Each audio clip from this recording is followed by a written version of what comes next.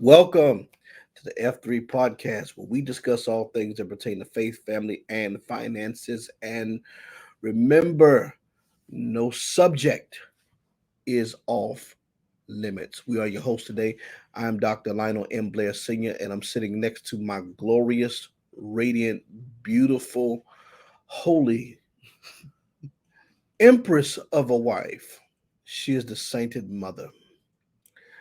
She is Saint Jasmine the First. We gotta get that on the shirt. Oh Lord. Saint Jasmine the First, the sainted mother. Dr. Jasmine Blair. We got a good one for you today, as always. Welcome everybody to the F3 podcast. Thank you for joining us. Listen, be Yes. sure to like, subscribe, and share. Hit the notification bell so you'll be notified every time we release a new episode. And don't forget to take us with you on the go. You can find us where your favorite podcasts are streamed. And remember, no subject is off limits because we will talk about what your pastor will win. We definitely have a good one today.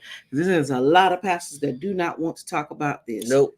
Have you picked your replacement yet? Listen, we are entering a phase. Let me tell you how behind a lot of people are. You still have people in their 50s, 60s, and 70s that think millennials are still like the up and coming youth pastor, just kind of coming into ministry. Jesus Christ. No.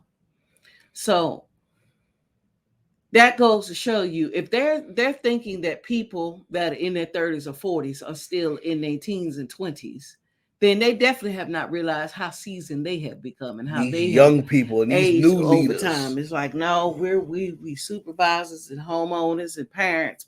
We're not just these young people anymore. Business owners.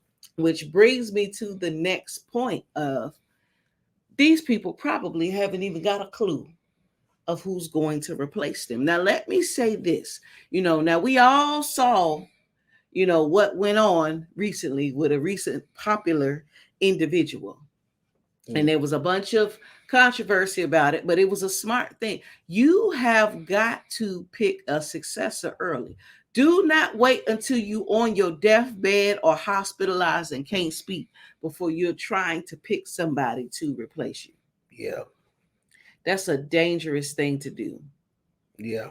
That's a dangerous thing to do, a very dangerous thing. And see, the real truth of it is a lot of these pastors don't have nothing else to do. They have not prepared. And I dare even say it, some of them might not have set enough finances and other resources aside for when they stop preaching and pastoring. So they might be 75, 80, 85, and they still kicking and they're still in good health.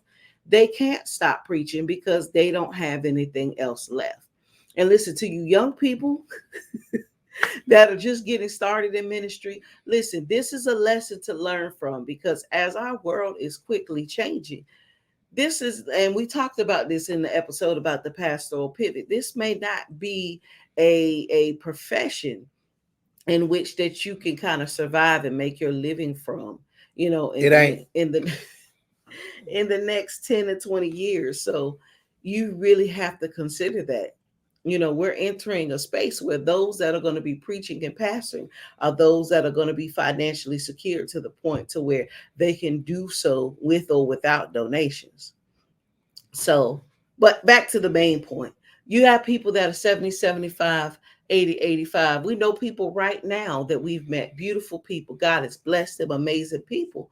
But unfortunately, a lack of wisdom has led to this situation. You don't have a replacement, so you don't have no choice but to keep making it and keep pushing through. And honestly, that's a shame before God to me because I refuse to believe that God allowed that. I believe just a lack of wisdom and church culture has contributed to that. Yeah. And you imagine pastor for 50 years, you 85, got great grandchildren, and you can't stop pastoring because you don't know how you're gonna eat. That's terrible. And even for some that I've seen too, Mm-hmm. it's that too what you said, but there's also another group of them too. Like they're pretty, well off or whatnot. They just don't want to let go of the reins. That They there's a lot don't of that. want to let go of the all of the authority, the say so, the reins. If you are 70 If you are like in your 60s and your Mm. 70s, and you have not yet um, pointed out your replacement, or you at least need to be looking for them. Come on now, you need to be praying to the Lord already. Like, okay, if you like 60, 70, or if you're getting closer to that age, you need to be praying to the Lord about your successor, Mm-hmm. and then you need to start grooming them early. That means you start grooming them early. You need to bring them in on what you're doing, integrate them on what you're building, Mm-hmm. delegate spheres of authority and responsibility, place them before the people. You need to share your pulpit with them.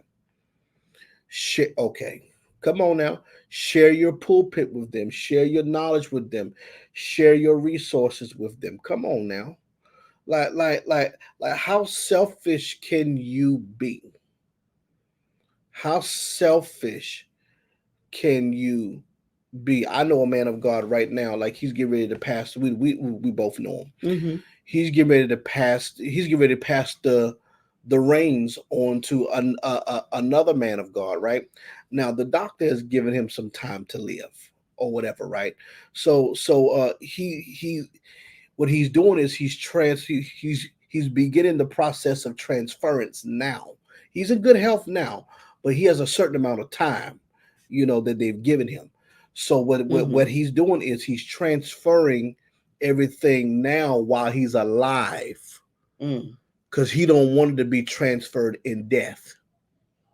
Mm. Okay.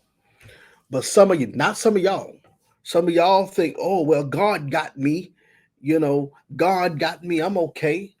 And then the next thing you know, God forbid something befall you, and then your ministry don't know what to do. Exactly. Exactly. And if your sex successor is just as old as you are a selfish prick. I You said what I can't be said. 85 and then your successor is 82. Right, for real. You are a selfish prick. And then but see too, a lot of these guys too that I've noticed, they're picky. Mm-hmm. So if you don't believe everything I believe and how I believe it, if you don't dress like me, talk like me, if we are not of the same belief system on everything, then, or if we're not the same on everything, then you're not worthy to be my successor. Here's the thing, Joshua was discipled by Moses, but Joshua was a total different leader Mm-hmm. and a total different person. See, these so-called millennials y'all be talking about, they lead differently. Why? Because a lot of them, first of all, we're in a technology age, baby. I don't care what you say. You can't do real, authentic ministry without technology. Nope. So, so we're gonna find creative ways to integrate technology into ministry. Yeah. You know, and if you with your flip phone and they with their iPhone, you see what I'm saying? Of course, you're gonna view it differently, and and that's just an example. Okay, your style of leader. David was a man of war. Solomon was a man of peace. Y'all looking for people to be like you. Mm. Y'all looking for people to be like you, and your successor may not be like you. Okay, they can carry the spirit of the ministry. They can carry you can even pass them your mantle, but they're gonna be a different leader. You understand what I'm saying? I notice a couple of guys who have inherited ministries and stuff like that, and the people in the congregation expect them to lead like their predecessor did, and the pastor had to tell them, like, listen, I'm not him. I'm sorry that he's no longer here, but I'm not him, and I'm not going to lead like him. I'm not going to preach like him. I'm not going to lead like him. I'm not going to move like him. Right? But a lot of y'all who want to hold on to the reins, Mm-hmm. you want a little mini me. You want a little Lord mini me. Jesus. And that's why you'll keep somebody around your age as your successor. Sad but true. You'll take see, you'll take somebody that's on fire for God, and you may not agree with some of the little stuff that they do or say, or what things that they're radical about, or whatever, or whatever the case may be, and then you'll try to crush the fire out of them, you know, in order to make them like you. And then if they don't comply, they're not worthy to be your successor. Some things that are in us are just in us, and we cannot turn it off. That's right. We can control it. Spirit of the prophet subject to the prophet, but we ain't gonna turn it off for you. You understand what I'm saying? You know, a lot of but see, a lot of people, they don't know how to cultivate difference. They don't know how to cultivate difference, and that's why a lot of y'all don't be having no successes either, because you don't know how to cultivate those that are different from you. I'm telling you. Listen, a lot of these churches. I saw something recently where there was this church. The pastor had died a while ago, and the pastor was a part of a well-known Pentecostal organization, but the church was independent, right? I think the church used to be a part of the organization, but then they made the church independent. So then I guess the church it was decided that the church was going to be passed to the son. But one of the higher up bishops came to the church thinking that he was going to take the church from the son. Mm. You understand what I'm saying? Y'all need to have a legitimate succession plan in place. The congregation should already know who next. Moses picked Joshua as his successor while he was alive. Mm. Israel started obeying Joshua when he was alive, when Moses was alive. The Bible says Joshua laid hands on Moses, put some of his honor on him, Wow, and then they had to obey him from that day forward. Mm. Did Joshua immediately just take over the whole entire nation in Moses' place? No, but he was prepping for Moses' place. Exactly. So with him working under Moses while Moses was still alive, Israel had to obey Joshua's voice. Mm. See, y'all don't know how to do this thing right. And it's really out of selfishness. Yeah. Because the reality of it is, well, it ain't my time yet. But if you don't pick somebody now, what's going to happen, God forbid, you may find yourself in a situation, then they got to vote to pick somebody, then it may split the church up, people might be upset. How many souls are going to be lost, and how many destinies are going to be forfeited through that turmoil of transition of power, because you wouldn't just pick somebody while you were still alive? Right. That's crazy. That's crazy. There's a whole lot of people out there fighting over churches because a legitimate succession plan was not put in place before somebody died. People getting sued over it. We having lawsuits, stuff being dragged out in court. You got siblings fighting over churches. They should have gave me the church. I deserve the church. Like, really? Yeah, you see what I'm saying? So I'm telling you, a lot of you older pastors, or a lot of you leaders, okay, who move around a lot, okay, you need to start picking successors. Mm-hmm. Okay, you need to start grooming people, okay, to begin to stand in your stand. You understand?